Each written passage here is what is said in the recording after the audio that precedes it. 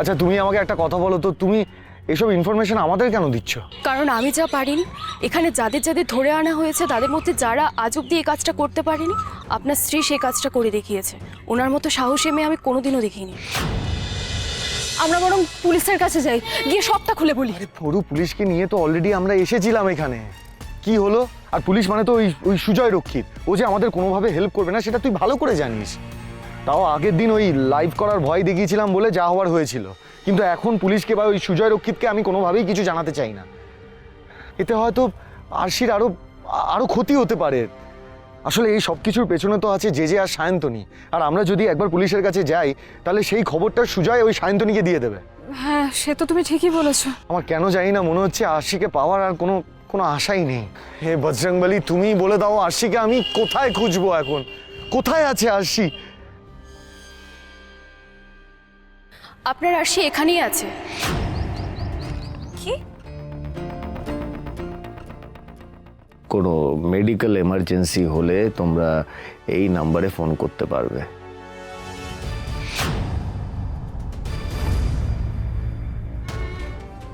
এতক্ষণ হয়ে গেল, সাক্ষ্য আর অরুর তো কোনো খবর পাচ্ছি না।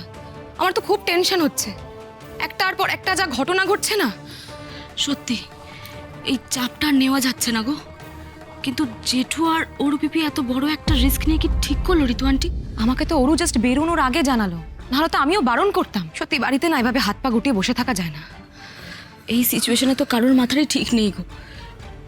কিন্তু জেঠুরা তো রংমহলে পুলিশ নিয়ে গেছিল, ওরা যখন পুলিশ দেখেও যেটিকে ছাড়েনি, মুখের ওপর অস্বীকার করে দিয়েছে, তখন কি ছদ্মবেশে গিয়ে খুব একটা লাভ হবে? এই তো অপা। আর সব থেকে বড় কথা কি জানো ঋতু, যদি সাক্ষ্যদার অরুদি ধরা পড়ে যায় খুব বড় সর্বনাশ হয়ে যাবে। আরশির ওপর বিপদ তো বাড়বে, আর ওদের যে কি অবস্থা হবে আমরা কেউ জানি না। আমার তো এটা ভেবেই ভয় লাগছে কাকুই। দুজনে মিলে হুট করে কেন এই ডিসিশনটা নিলাম আমি জাস্ট বুঝতে পারছি না, আমার মাথায় ঢুকছে না কিছুতেই। সত্যি কাকুই, তুমি একদম ঠিক কথা বলেছো। সাক্ষ্য যখন পুলিশের কাছে গিয়েছিল, আমি আর শুভ গিয়েছিলাম, কিন্তু কি বলতো, ওখানে গিয়ে না খুব একটা লাভ হলো না। ওদের অবশ্য খুব বেশি কিছু করার থাকে না, তাই না? অনেক বড় বড় রাঘব বোয়ালরা এসবের সঙ্গে যুক্ত।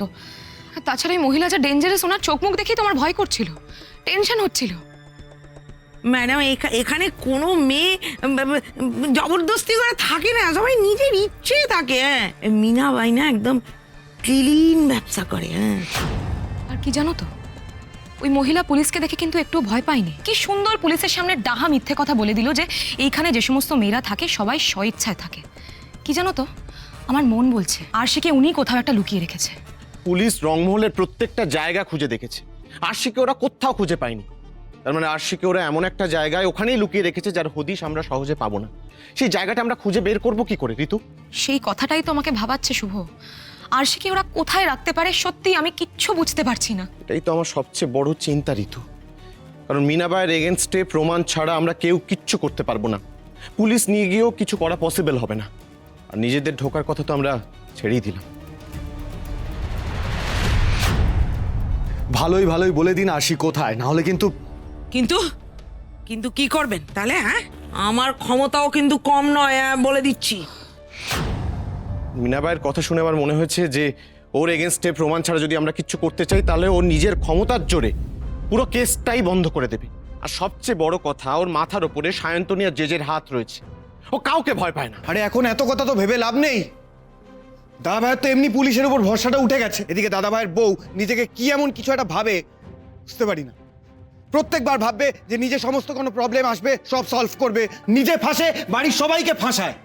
এখন আবার অরুকে নিয়ে রংমহলে গেছে ছদ্মবেশ নিয়ে। কাকুর কথাটাই না সত্যি হয়ে যায়। এখন যদি অরু আর দা ভাই ধরা পড়ে তাহলে ওদের উপর বিপদ নয়, বাড়ির সবার উপর বিপদ নেমে আসবে। যে প্রত্যেকবার এই এক চাল চালে, আর আমরা বাড়ির লোক সব বুঝেও কিছু করে উঠতে পারি না। এই তুমি থামো তো, সারাক্ষণ ভাঙা রেকর্ডের মতন একই কথা বলে যাচ্ছ। বয়সকালে না তোমার মাথাটা খারাপ হয়ে গেছে, কোন পরিস্থিতিতে কি কথা বলতে হবে বুঝতেই পারছো না। হ্যাঁ, আমি সবাইকে বলছি যে ওর কথায় পাত্তা দিও না, ওর কথা শোনার কোনো দরকার নেই। একটা কথা শোনো সায়ক, যতক্ষণ না সাক্ষ্যদার অরুদির ফোন আসছে আমরা বুঝতেই পারবো না যে কি করব আমরা, তাই না? তুমি একদম ঠিক বলেছো মা। তুমি দেখো জেঠু আর অরু পিপি জেঠিকে নিয়েই ফিরবে। আমি তো তাই চাই। আমি তো সমানে ঠাকুরকে ডাকছি। তুমি ওই রংমহলে ছিলে না? হ্যাঁ, আমার নাম লতা। তুমি দেখেছো আমাদের আরশিকে? এক মিনিট ওরু। আচ্ছা, তুমি কি আমাদের কথাগুলো লুকিয়ে লুকিয়ে শুনছিলে? মানে তুমি কি আমাদের ফলো করছিলে? ওই মিনা ভাই নিশ্চয়ই কিছু সন্দেহ করে তোমাকে আমাদের পেছনে আসতে বলেছে। এটা ওরই প্ল্যান, তাই তো? না না, আপনাদের কোথাও ভুল হচ্ছে। অবশ্য আপনাদের জায়গায় আমি থাকলে আমার মনেও সেই আশঙ্কাগুলোই প্রথমে আসতো, কিন্তু বিশ্বাস করুন, আমি আপনাদের ফলো করে আপনাদের পেছনে আসছিলাম ঠিকই, কিন্তু মিনাবাই আমাকে পাঠায়নি, আমি নিজে থেকেই আসছিলাম। কেন বলো তো? তুমি হঠাৎ আমাদের পেছন পেছন কেন আসছিলে? তুমি চেনো আমাদের? না, তবে আজ একটু আগেই জানতে পারলাম আমাদের এখানে যে নতুন মেয়েটা এসছে আরশি, আপনি ওনার হাজবেন্ড তো। মানে এসব তুমি জানলে কি করে? আপনার পার্সে ওনার ছবি দেখে, এগুলো দেখে। আপনি যখন আমাকে কার্ডটা দিচ্ছিলেন তখনই আপনার পকেট থেকে নিশ্চয়ই এগুলো পড়ে গিয়েছিল, তখন আপনি খেয়াল করেননি, আমিও তখন খেয়াল করিনি। আচ্ছা, এগুলো কেউ দেখে ফেলেনি তো? না না, কেউ দেখতে পায়নি। আসলে আপনার মানিব্যাগে ছবিটা দেখেই আমি বুঝতে পেরেছিলাম আপনারা এনজিওর লোক নন, আপনারা ছদ্মবেশে আরশিকে উদ্ধার করতে এসেছিলেন। তবে আপনারা যত তাড়াতাড়ি সম্ভব ওনাকে উদ্ধার করে এখান থেকে নিয়ে যান, না হলে ওনার খুব বড় একটা বিপদ হয়ে যাবে। আচ্ছা, তুমি আমাকে একটা কথা বলো তো, তুমি এসব ইনফরমেশন আমাদের কেন দিচ্ছ? কারণ আমি যা পারিনি, এখানে যাদের যাদের ধরে আনা হয়েছে তাদের মধ্যে যারা আজ অব্দি এই কাজটা করতে পারেনি, আপনার স্ত্রী সেই কাজটা করে দেখিয়েছে। ওনার মতো সাহসী মেয়ে আমি কোনোদিনও দেখিনি। দেখেছো বাবলুদা, এখানেও সবাই আমাদের আরশির প্রশংসা করছে। সত্যি ওনার অনেক সাহস। যাই হোক, আমি আপনাদের আগে কাজের কথাটা বলে ফেলি। মিনাবাই কাল ভোরবেলায় আরশি আর বাকি মেয়েগুলোকে বর্ডার পার করে পাচার করে দেবে। কি? কি পাচার? হ্যাঁ, আমি এখানে বহু বছর ধরে আছি, তাই কোথা থেকে কিভাবে কি খবর বের করতে হয় তা আমি জানি। গতকাল রাতেই বেরোনোর রাস্তা তো ওদিকে, চলো।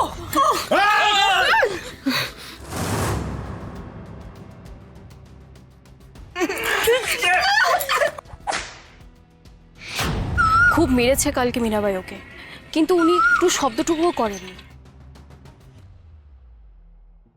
আর আপনারা চলে আসার পরেই মিনাবাই ঠিক করে নিয়েছে কাল রাত অবধি আর অপেক্ষা করবে না।